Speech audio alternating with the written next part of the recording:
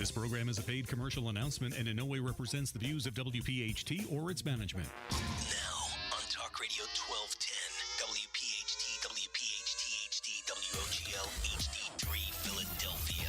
Saturday Night Live with PhillyLabor. If we don't move in our own direction, we're going to become extinct. In fact, in some cases, we're close to being extinct right now. Presented by Weinerman Pain and Wellness, serious doctors for serious injuries, and powered by the law offices of Pond, Lehocky, Stern, Giordano. Talk, listen, and speak to the region's most influential leaders. It's Saturday Night Live with PhillyLabor. Saturday Night Live with PhillyLabor and John Dougherty, all presented by Weinerman Pain and Wellness. Serious doctors for serious injuries. Good evening, everybody, and welcome into Saturday Night Live. In the big chair for John tonight, longtime business manager of the Philadelphia Building Trades, Pat Gillespie, made the trip up and into the studio. Pat, a good Saturday evening, sir. Thanks for coming into the studio. It's my pleasure to be here. Thank you very much. Pat Gillespie will be with us for the next 60 minutes as we come to you live on Talk Radio 1210 WPHT. J-Doc also in the studio. J-Doc, a good evening, brother. Fantastic. You're full, right? Yeah. Listen, can barely move over here. He's going to take a nap. Ever seen anything like it? For everybody tuning in, you know how we always begin our show. We begin with our meal at our dinner table tonight, and J-Doc always Yummy. weighs in on how good it is.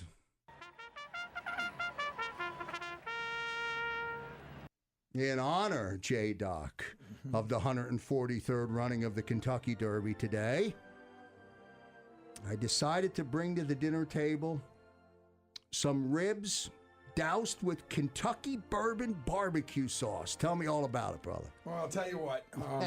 Unbelievable, Krause. I can say this: that the sauce, awesome bite. Little bit of bite. It's that Kentucky bourbon. It's still tangy. And very hearty, outstanding. They weren't equine ribs, though. Well, the ribs themselves were tender, juicy, succulent, if wow. you will. Yeah. Outstanding. Is this the Food Network? What is it? Let's going not on forget here? the macaroni and cheese off the chain. Off the chain. All compliments of Glicks. Thank you very much. No mint juleps. I didn't want to bring any mint.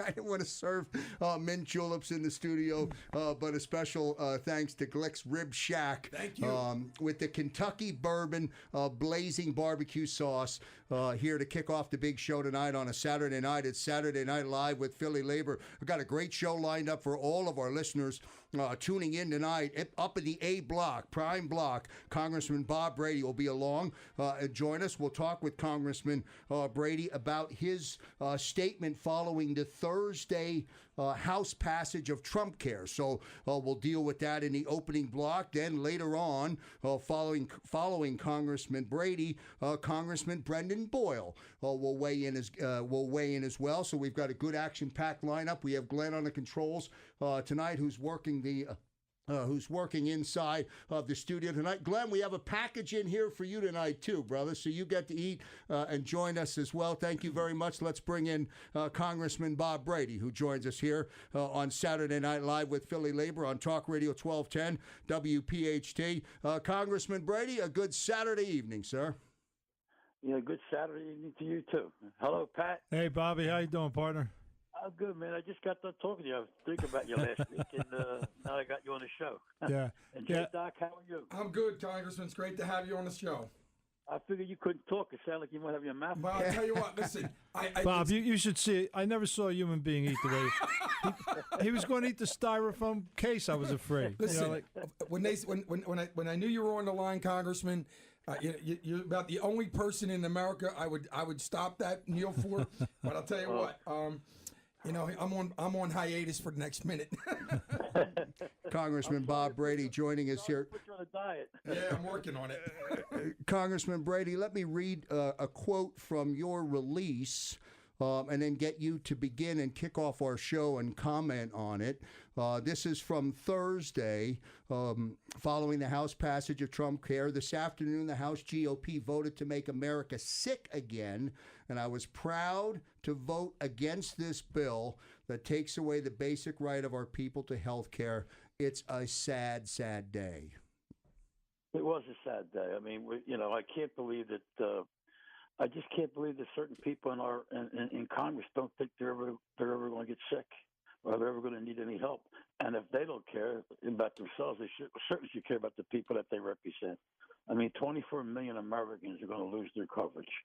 Over 764,000 is in Pennsylvania, 200,000 in Philadelphia, and 72,000 in my district. They voted for this bill. They didn't even read it, no time to read it, and it didn't get what they call a CBO score. That's our Congressional Budget Office, which is impartial, nonpartisan, and they score a bill to tell them what it's going to cost. And they're the biggest. The Republicans holler more about we voting on something or trying to put something on the floor without knowing how much it costs. Yet they ran this thing through. I just don't know what the hurry is. I mean, they tried to repeal it 54 times. They had 7 years to do something with it, and then they run it through. And from what I understand, the Senate's not even going to look at it at all the way this bill's constructed. They're going to maybe do their own bill and start from scratch. Hey, Bob, for openers, Bob, yeah, I just want to thank you for making the stand that you made on this issue. And, there are a lot of people who are right now scared to death about whether they're going to have coverage, not have coverage. So I'm glad that you're italicizing what the Senate said, and hopefully that can give those folks some comfort. You want to think sometimes that, well, politics is one thing, Democrat, Republican, but when it comes to health care, like you said, this affects everybody. There's no partisan issue here. I mean, everybody gets sick, and I think, but the point that I want to make with you is when you make those kinds of stands, people your junior can hear you. You've been down there a while, and I just you say, well, people can't be that bad. They can't be. Well, you know what? Damn it, maybe they are. Maybe they are that bad, and maybe we have to start saying that. I don't want to. It's unbelievable. I don't know what their thought process is. I mean, we got an age tax in there for people that are 50 to 64 pay extra because they're between 50 and 64. They're taking money out of Medicare, the Medicare trust fund. I mean, to try to lower premiums. I mean, look, I understand that. I understand that people need to make money, but my God, these insurance companies make a whole lot of money, and then they're giving the governors of the states, and I'm sure that our governor will, at least our existing governor, Tom Wolf, hopefully our next governor again for 4 more years, they can opt out of pre-existing conditions. They could tell somebody that, Pat, I know you, we played ball together. You sprained an ankle, I sprained an ankle. Guess what? That's a pre-existing condition. Every woman, because she has the ability or had a child, is a pre-existing condition. Unbelievable. I mean, it's totally ridiculous. I can't understand what they're trying to do. We knew that Obamacare, as we call it, and as they call it, the American health care that we call it too, is it needed some tweaking. There's no question. We were ready to do that. We're ready to work with them and tweak this thing. They didn't want. We had no input, zero input. Our illustrious president, as you well know, had people to the White House, had been making calls on their Tuesday caucus, their Freedom Caucus. He didn't call one Democrat. Congressman, one Democrat. President Obama had many times, if you remember, had Republicans over to the White House, went and saw them in their conference or their caucus. We call it a caucus. They call it a conference, to try to put out an olive branch and then a whole olive tree, to try to work together. This president never even called any one of us. Now, nobody. Congressman, So I mean, it's ridiculous. It really is. It's hard to understand. Why the hurry to rush this through? Do you think it had to do with saving face in what happened the last time because of the withdrawal? Well, they pushed it through. They wanted to push. We didn't have the votes the last time. They wanted to push it through because they wanted to get in on 100 days, within this 100 days. I mean, is that what we're doing? We're just trying to get things done in a hurry so we can have bragging rights. Right. And it was a campaign promise, and we're going to hurt 24 million Americans because we want to brag that we did this within the 100 days. Well, that fell apart. And then they did it again with some kind of a amendment that said with the pre-existing conditions. Then they let the governors opt out. I mean, ridiculous. Just to get this done, we would have worked with them. There's not one Democratic congressperson that I know that I heard that hasn't said we need to fine tune the American health care. Hey, Bob. But now we got the Trump care. It's ridiculous. Bob, tell me this: they took money away from Medicaid, which helps the poor people, but wasn't it the same, almost identical amount that they gave in tax breaks to the 1% to the richest people in the country? Yes. Could you imagine that? Now, what the hell is that about? I mean, how can anybody stand by and say this is okay? I can't. It's beyond me. It really is. It's beyond me. And to hear their arguments are totally ridiculous. You go watch that debate. I mean, just like you said, they give tax breaks to people that really don't need them. I mean, come on. I wish I was in that category. I wish all my friends, all you included, were in that category. And if we were in that category, knowing you, Pat, and knowing JD, we would give it back. Absolutely. Hey, I don't need all this. Let's help some people. Let's put our hand back and help some people, friends of ours that aren't in that category. And exactly right. They took that money away from the Medicaid that is Medicaid aid people, and they end up increasing their own pockets. Unbelievable. It's unbelievable. I mean, it really is. As you well know, we were singing a song, goodbye, waving goodbye to them. And if the American people don't wake up on something like this here, I mean, you're going to hear people getting sick. You're going to hear people not getting coverage. And God forbid, 3 times, people dying because they couldn't get the right proper coverage and the right care. And that's not what America's about. I mean, it don't make any sense to me at all. Congressman Bob Brady checking in here on Saturday Night Live with PhillyLabor as we broadcast you on Talk Radio 1210 WPHT. Congressman Brady, before I let you go, if I can just switch gears with you for just a quick second and get you perhaps just to size up the DA's race, which is coming up on the primary on the 15th. Who do you like? Well, we kept it open. There's just seven of people running, and everybody has a favorite son or daughter. There's a lady in the race, and we just, whoever it is, look, hope it's somebody. They're all qualified. They're all saying the right things. They're not getting negative yet. And I say the word yet because I understand that the Zorus multi-millionaire, I don't know what the DA race in the city of Philadelphia is going to affect his life. Right. Is starting to into the race by putting a million point some dollars into it. I just hope that they're positive commercials, not negative commercials. And so far they have been positive. And we'll see whoever wins. They're all qualified, and I think we'll have a good DA. Congressman Bob Brady checking in here on Saturday Night Live with PhillyLabor. We end the segment with your quote, sir. It's a sad day. His comment from Thursday on the House passage of Trump care. Congressman, thank you very much for calling in. Thanks, so appreciate it. Thank you so much. Thank you, Pat. And JD, when you get to the white part, that's the plate, man.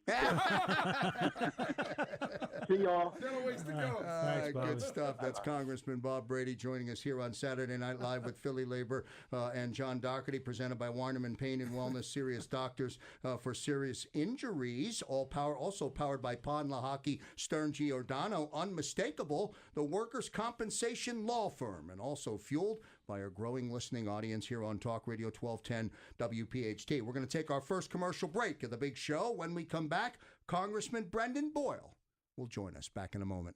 Original news stories, podcasts, columns from your favorite hosts, and more. Interact 24/7 at Facebook.com/1210WPHT. I won't participate on behalf of ourselves here at Local 98 or the Philadelphia Building Trades in conversations that are purely dominated on social issues that don't affect our jobs.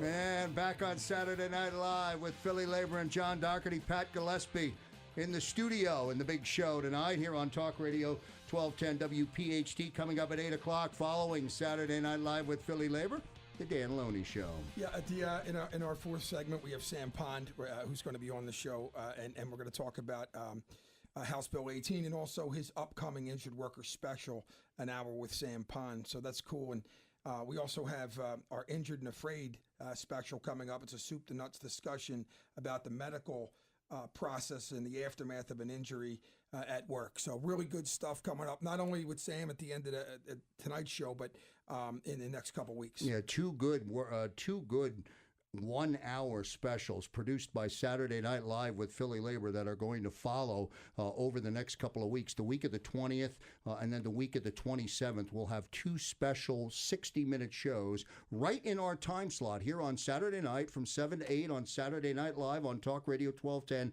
WPHT. But it's going to give us a chance, J-Doc, to almost zero in our focus, to take 60 minutes of, or cut 60 minutes out of our time and zero in on 2 very important topics. Well, Weinerman Pain and Wellness is the feature in our Injured and Afraid segment and our special. It's and like you said, it's 60 minutes dedicated to the aftermath and the process of a work injury in the medical sense, and then of course our injured worker special with Sam Pond, an hour with Sam Pond, talks about the entire legal process and introduces you to Pond the hockey, the whole deal. It's an amazing segment, or 2 amazing shows we're going to have. Pat Gillespie sitting in for John Dougherty tonight. Pat, you heard Congressman Brady during our opening segment talk about what's going to happen next. I don't know what the answer actually is going to be when that bill gets to the Senate.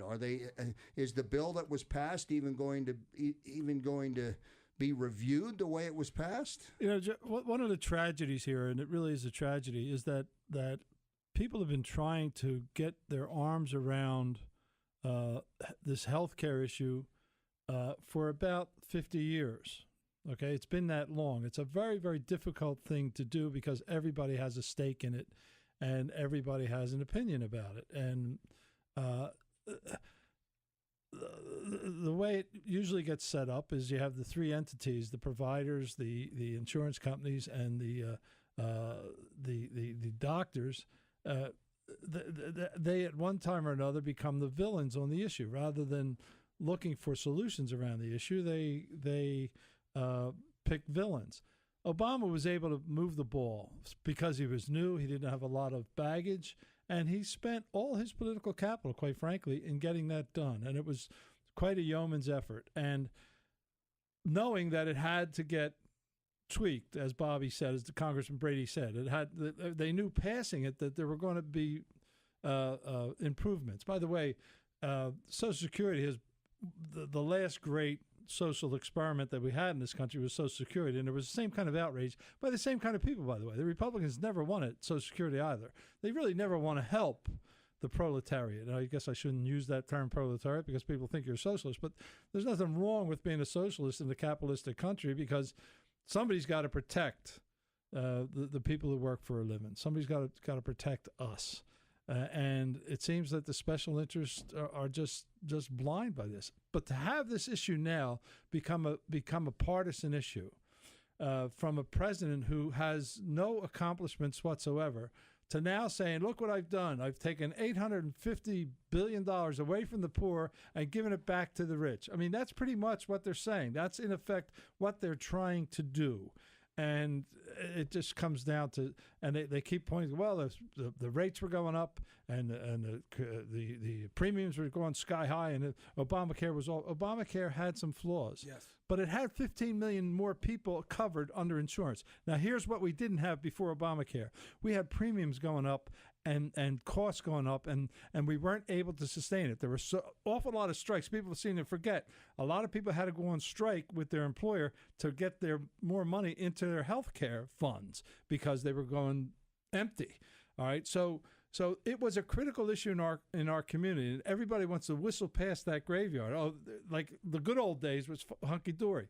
Now, I don't know whether it was a matter of race or whether it was a matter of special interest or what, that the Republicans grabbed a hold of the health care issue and just called it Obamacare and just ran with it. And when you would ask them a question, like good Congress people, I mean, I was glad to see the Republicans in this community voted against it. Yeah, were against it. And I was happy to see it. At least they're sane. But some of these right-wing folks, they just don't think. I guess they think they're never going to get sick. It's not going to happen to them, or their children won't have an opiate addiction. You know. I mean, the amazing thing to me, Pat, is the overwhelming thought that the majority of these congressmen that voted on this did not read the bill, and it wasn't vetted properly. And I get it. A couple of weeks back, They pulled the thing because it was such a disaster. Joe, but let me stop you there, because those kinds of arguments we're falling into a Democrat-Republican arena, and you have to take it out of there. Because quite honestly, if you remember what Nancy Pelosi said when they passed it, we'll read it after we pass it. It's a complicated issue. It is very, very complicated. You know, you can have a member of a union, an iron worker or a young guy, and his wife has a baby, and the baby needs special neonatal care. Sure. That's $1 million bill. That's $1 million just starting out. And you get 5 or 6 of those, all of a sudden your health care fund doesn't have any money. All right. So these are issues that we have to get our hands around, and it's real, real serious. And, you know, the only way a working man in this country go bankrupt is health care. Mm-hmm. That's the only way. Well, hopefully this, like Congressman Brady said, this will not even get introduced, or even, you know, it won't come to a vote even in the Senate. So yeah, I would hope to see that the Senate, they claim they're always a more deliberative body, and I guess thank God for that now. But you know, I hope they approach this not from a partisan point of view, but from the point of view of fixing the Affordable Care Act where it needs to be fixed. I agree with that 100%. It's Saturday Night Live with PhillyLabor and John Dougherty as we roll on here on Talk Radio 1210 WPHT. We'll take our second commercial break of the big show. When we come back, Councilman at Large Bill Greenlee will join us. We'll deal with a workers' right issue when we come back. Radio.com.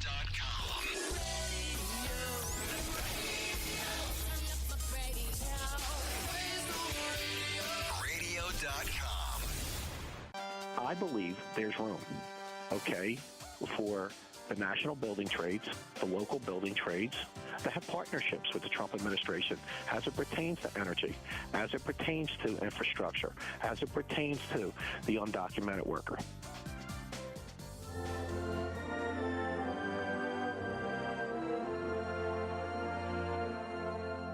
You gonna sing along, J-Doc?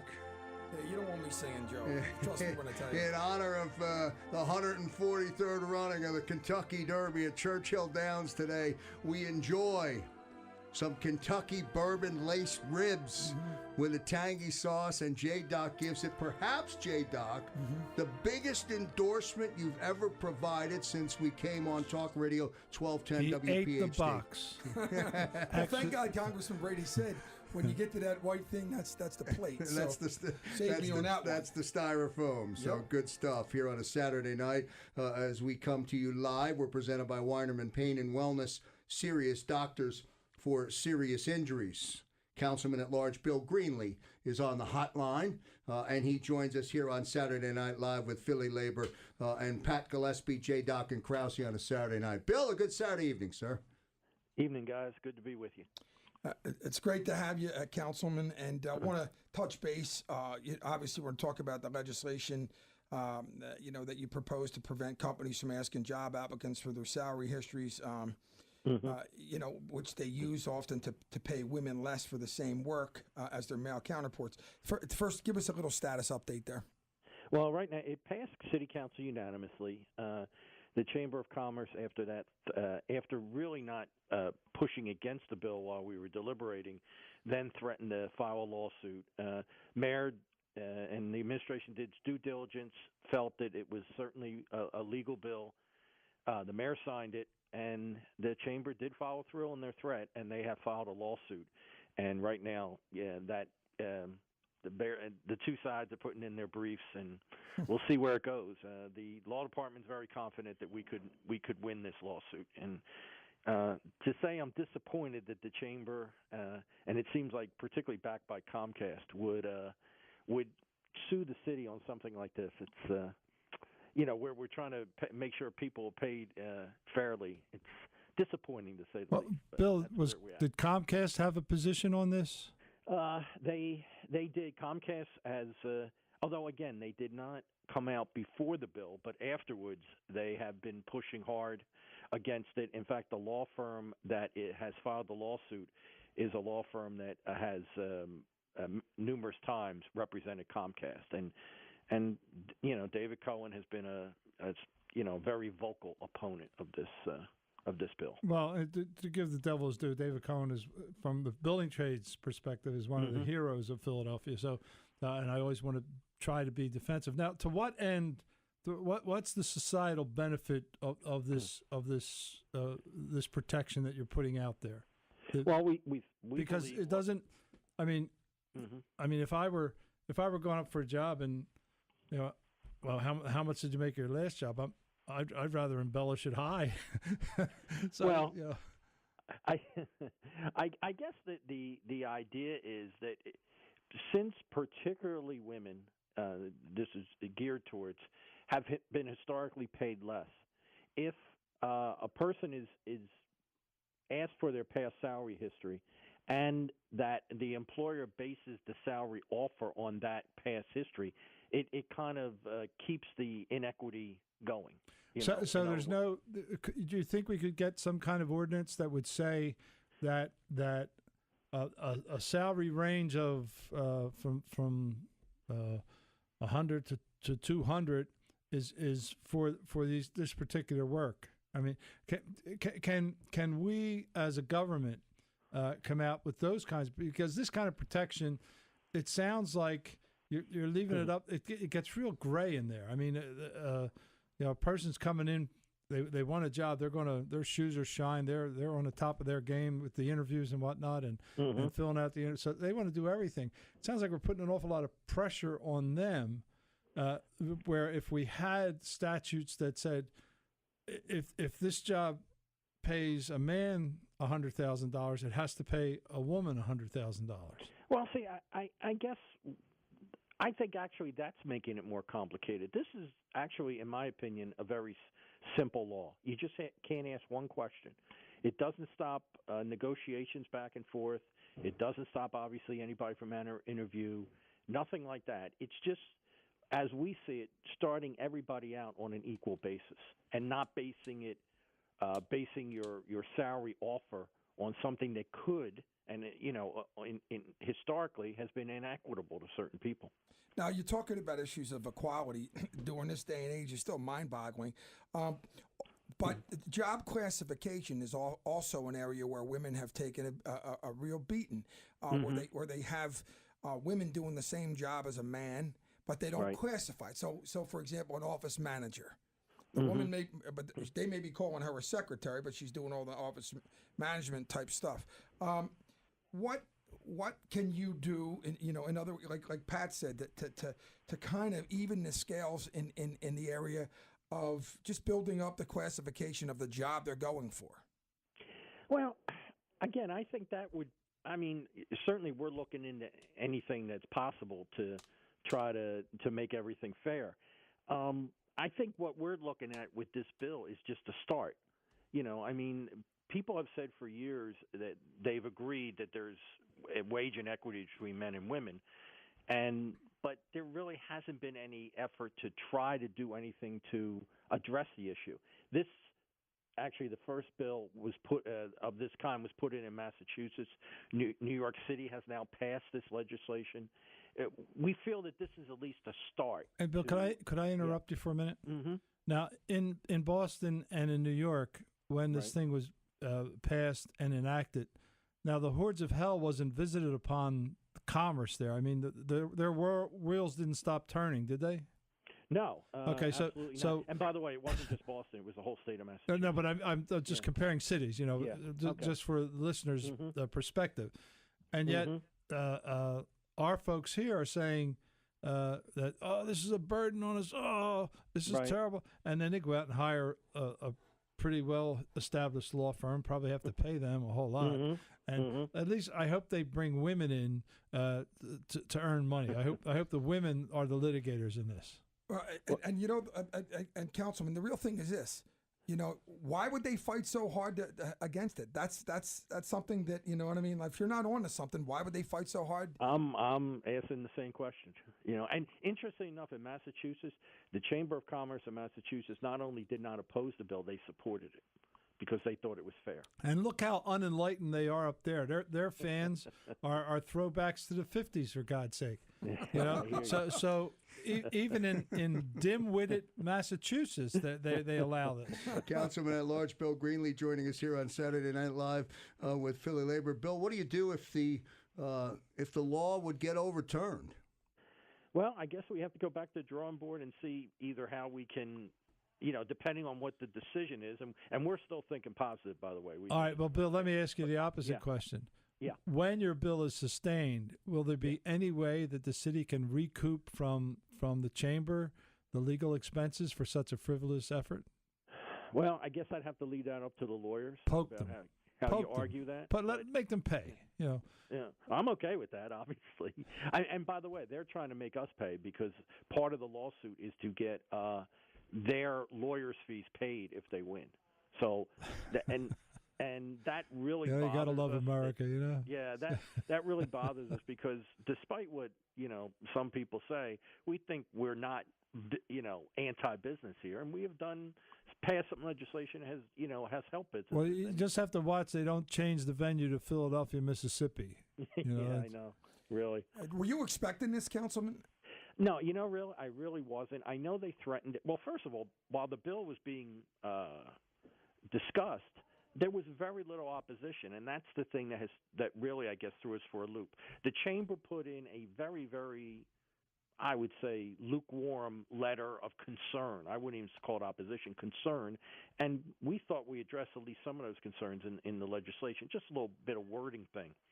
And they didn't. They never appeared at the hearing. There was no opposition verbally at the hearing. No effort to oppose it, as right before we voted.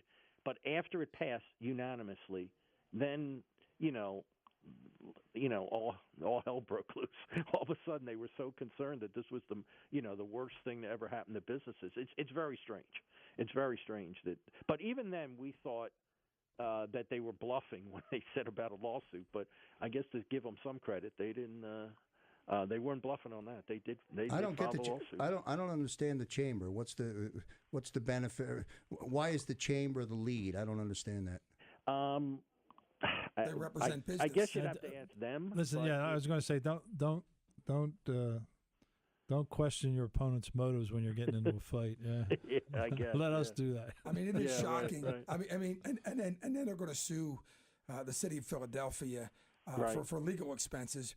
You'd think that they would have engaged in discussions ahead of time, so you could, obviously, if there were concerns, you could have would it be a safe assumption to assume that the chamber and the city work hand in hand on most? Well, listen, I always thought they did on our stuff. We always got killed by them. That's why I'm so confused by it. And well, we can never get anything built in this town. It was always the chamber didn't want it here, the chamber didn't want it there. Right. Well, I'll join you in the confusion because I don't understand it either. Well, Councilman, we want to thank you for calling in and sharing that with us, and certainly we'll be getting back to you with some updates.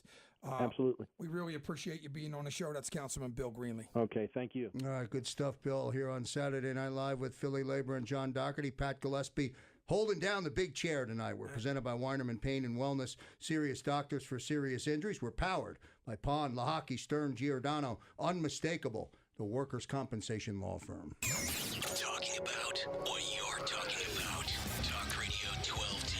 WPHT.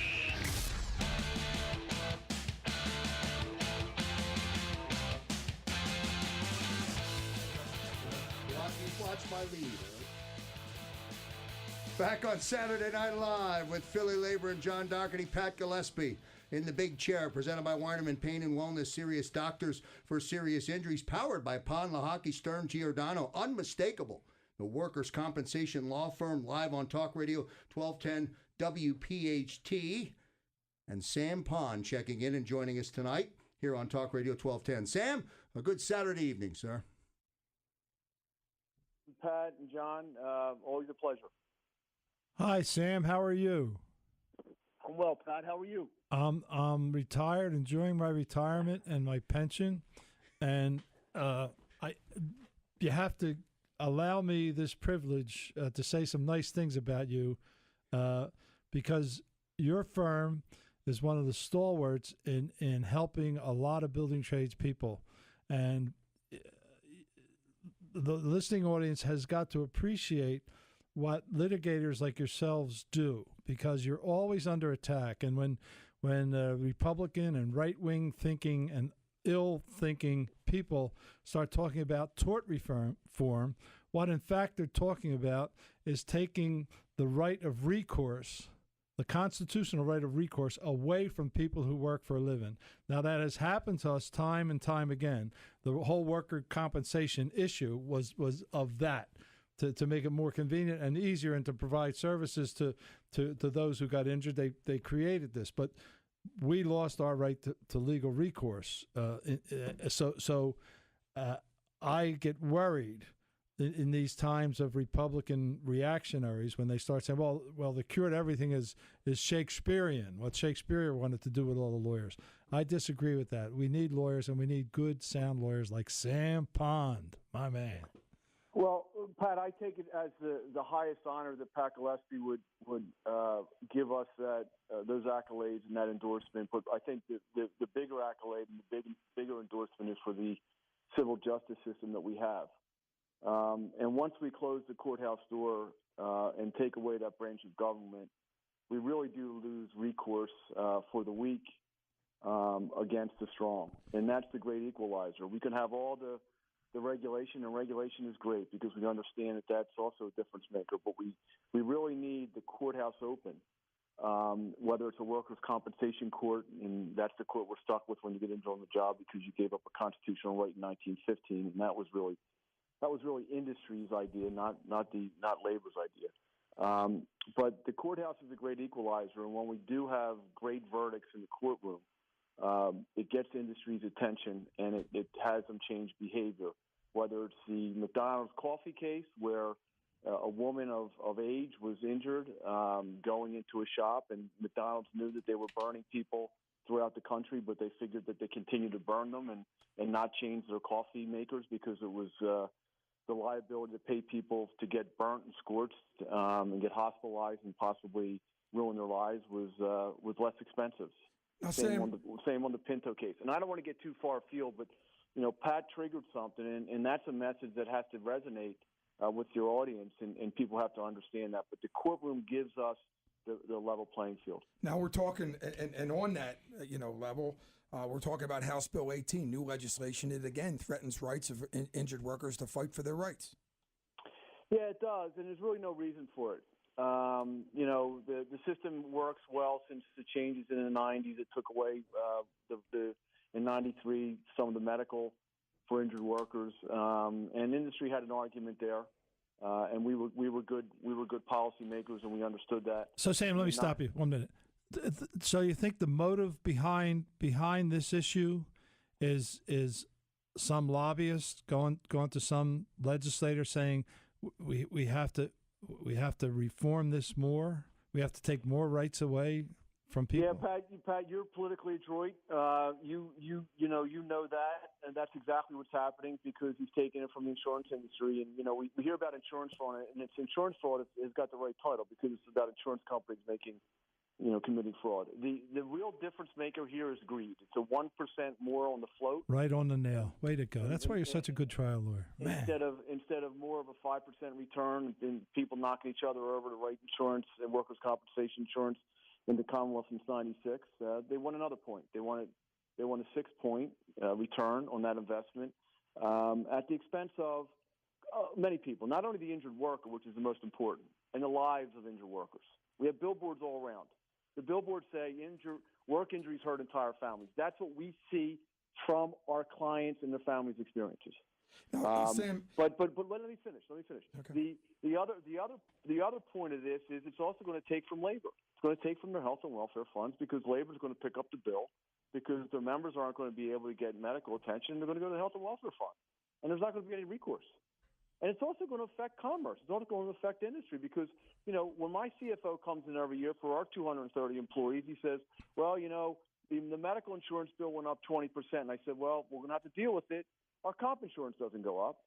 So industry is going to pay for the medical. And the third party that's going to pay for it are the citizens of our Commonwealth because that's going to be the last resort, whether it's Medicaid, whether it's welfare, whatever. Everyone else is going to pick up the bill. and the insurance industry is going to make another 1 point, another basis point on their investment on the float. Well, that's to make sure their handicaps at golf are still low, you know. Sam, Go ahead, Joe. Sam Pond joining us here on Saturday Night Live. J-Doc, quickly, I want to give you a chance to talk about the special we have coming up with Sam Pond. We're going to really delve into these topics in a couple weeks when we have our injured workers, PhillyLabor injured workers, special show, an hour with Sam Pond. We're going to talk about all those issues. Excited about that, Sam. I'm very excited, and if I have Pat Gillespie on, I'm going to need 2 hours because he's going to charge me up. So I'll bring him into the pre-show. Yeah, it's hard to get me up from the shore. I got to tell you. Pat and I are going to get an alleyway. We're going to take care of everybody. The bottom line is we're looking forward to that segment so we can talk about House Bill 18 in more depth, and we're going to be talking about other issues in regard to workers' rights, and also the effect it's going to have if House Bill 18 passes, and also getting people energized, getting people to have a little bit of a civics course, getting people off. When we were around, and Pat and Joe, we sat around on the stoop and we had a political discourse. There has to be more of that. Sam Pond special. On May 20th, Saturday night, with Saturday Night Live with PhillyLabor with Sam Pond from 7 to 8 p.m. Sam, thank you very much, my friend. Well done. We'll see you on the 20th. Talk to you, Sam. Thanks a lot. That's good stuff from Sam Pond. Again, it's Saturday Night Live with PhillyLabor and John Dougherty. Special thanks to Pat Gillespie for sitting in for John this evening. On behalf of J-Doc, on behalf of Glenn and Tony, our producer in the studio, I'm Joe Krause. We'll see you next time. I seen that open space. I hope you're saving that for medical marijuana because I'm a big fan. I'm a big fan of that, and I just want to let you know, we're talking big numbers. We're talking, as you know, they're talking trillions, but we're talking mucho billions around here of unionized pension money. I haven't heard in 6 weeks one conversation about Russia yet. That's the reality. They come to me about jobs. They come to me a little bit about Obamacare, but they don't come to me about Russia. And with Philadelphia jumping out of the seams as a hospitality town, we need our transportation to be clean, efficient, safe, and on time. This program is a paid commercial announcement and in no way represents the views of WPHT or its management.